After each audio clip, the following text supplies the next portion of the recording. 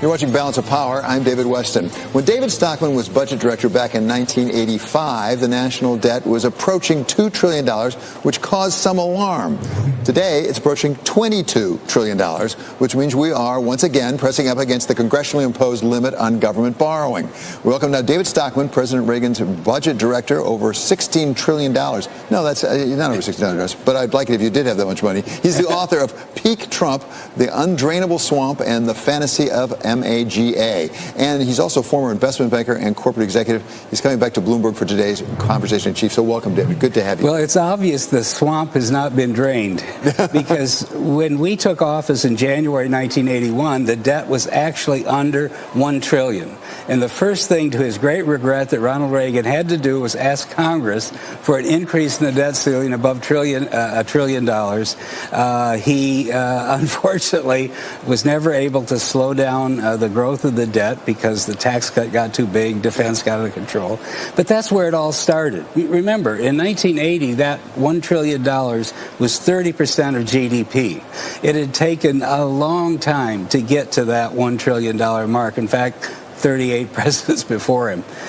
Here we are today, $22 trillion, and it's actually objectively, this is the important thing, built in $40 trillion. By the end of this 10-year cycle, unless we do something to change fundamental policy, tax and spending and defense and entitlements, we'll be at $40 trillion, 140% of GDP. You can't really live with that when the baby boom's retiring and they're all going on Social Security. Well, which raises the question, does it really matter? I mean, we were in a panic. We went to $2 trillion. Now we're at $22 trillion. The country didn't fall apart. We now have people with modern monetary theory saying it doesn't matter. And by the way, they're from the left and the right saying, you know what, as long as we're the globe's currency, we can borrow as much as we want. That's ridiculous. That's utterly ridiculous, because if that were true, why bother with $22 trillion of debt? Let's have $50 trillion, $100 trillion. Let's dump money out of the sky from helicopters and tell everybody to have a party. Who needs to work? Just have the government or the Fed print the money. That's crazy as hell. And we've reached the point where we are today on the debt because the Fed has accommodated the Congress over and over with these easy policies that have made it possible to finance the debt at artificially low interest rates. But, you know, we have $400 trillion, we had $4.5 trillion balance sheet at the Fed, $22 trillion worldwide. It's the central banks that have enabled the politicians to pretend that there's free lunches, that fiscal doesn't matter, and that the debt can keep growing. Well, you know, it's not sustainable. Are there two elements here? One is overall, how much are we borrowing? How far are we going in debt? The other is, what are we borrowing for? Right. And they're separate issues. If we were investing all of this money in profitable things, if you were a corporation and the capital investment return benefits, then it wouldn't be so bad to borrow some money. Well, first of all, the government's borrowing money rarely uses it productively, okay? A lot of it goes to defense. We're spending way too much money on defense, and it doesn't do any good economically anyway.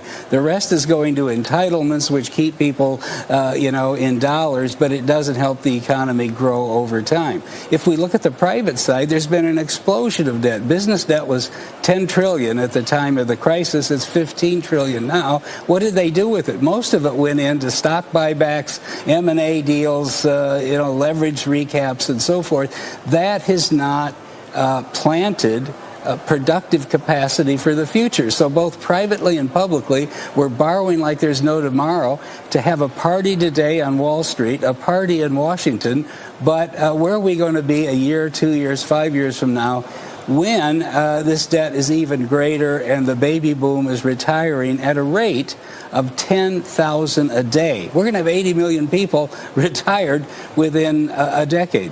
So at its base, is this really an accounting problem or even a political problem, or is it really a problem for the voters? I mean, you represented your district back in Western Virginia. You were in the House of Representatives. Michigan. Michigan. Michigan. So if the voters wanted this fixed, they would elect people who would fix it. Well, back then there was an honest financial market, and the voters said, we sure as hell, in 1980, when I ran for re-election the third time, don't like the 16% interest rates, all right? Mortgages were impossible to get. Small business was being crushed. People said, change policy. That's what elected Reagan. But we've had a Fed that since then destroyed the price-setting mechanism of the financial markets. They've allowed everybody to live a lie that you can have $22 trillion of debt and you only have to pay 180 basis points or something of interest because the Fed and the other central banks have suppressed interest rates. So that's why the public isn't responding, because the politicians and the public have been given totally erroneous, false price signals about borrow and spend, and you don't have to worry about it. Are we on the cusp of an even more liberal Fed in this sense? We just heard Chairman Powell last week testify, and one of the things he was pressed on is where would the interest rate need to be to avoid inflation given where we are with employment. This is his, I thought, remarkable exchange with AOC, Alexandria Ocasio-Cortez, on this question. Yeah. Do you think it's possible that the Fed's estimates of the lowest sustainable unemployment rate may have been too high? Absolutely. I think we've learned that it's lower than we thought, substantially lower than we thought. So this is a Fed who's supposed to both control price stability, which is inflation, and make sure we have maximum employment. If we don't really need to worry about inflation, and we haven't for the last few years, do we have a Fed that basically has only one mandate, which is make sure everybody gets employed?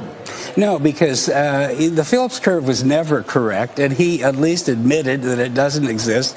And it took probably the least informed member of Congress to tease the AOC to tease that out of him. But the point is, labor markets are global. Okay, and what determines the wage rate on the margin in the world is the China price for goods, the India price for services, and as long as there's still rice paddies to be emptied in villages throughout Asia that can put workers into factories funded with cheap credit, there won't be an inflation problem. But that doesn't mean that the Fed keeps printing money and puts the interest rate practically at the running inflation rate. For 10 years, the money market rate has been about under the inflation rate measured by the CPI less food and energy.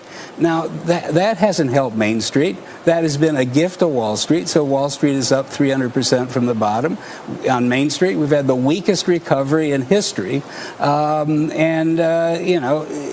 It doesn't work. Well, take us through that exactly, because we're just on the cusp of earnings. I mean, this week we really get into it in earnest. There's a lot of earnings.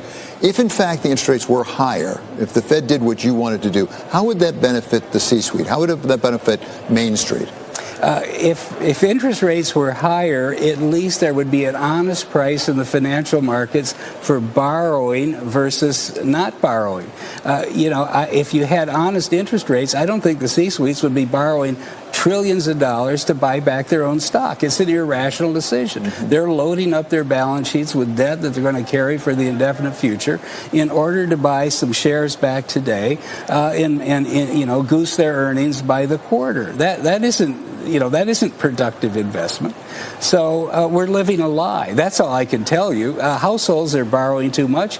We had a warning in 2008. You got too much debt. Households today have $15.6 trillion of debt, trillion more than they had back then. Business has 50% more debt today than they had back then. And we don't even have to talk about the government. So this is the point. Interest rates need to reflect economic reality. And as long as they're being deeply suppressed by the Fed, you're essentially stimulating Wall Street. You're creating the greatest bubble in history. When it collapses, which it will, like 2000, like 2007, 2008, we're going to have another crisis. Okay. Thank you so much, David. It's really good to have you here. Always is. That's former Reagan Budget Director David Stockman.